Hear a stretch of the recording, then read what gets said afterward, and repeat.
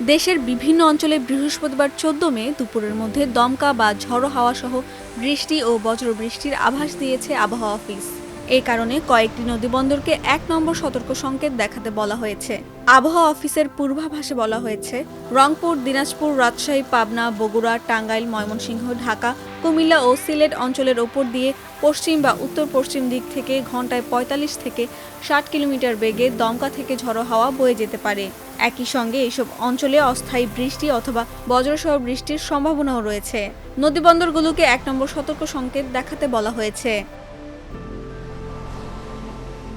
এদিকে বুধবার রাতে প্রকাশিত ২৪ ঘন্টার আবহাওয়া পূর্বাভাসে আবহাওয়া অধিদপ্তর জানিয়েছে, বৃহস্পতিবার সন্ধ্যা ৬টার মধ্যে রংপুর, রাজশাহী, ঢাকা, ময়মনসিংহ ও সিলেট বিভাগের অনেক জায়গায় বৃষ্টি হতে পারে।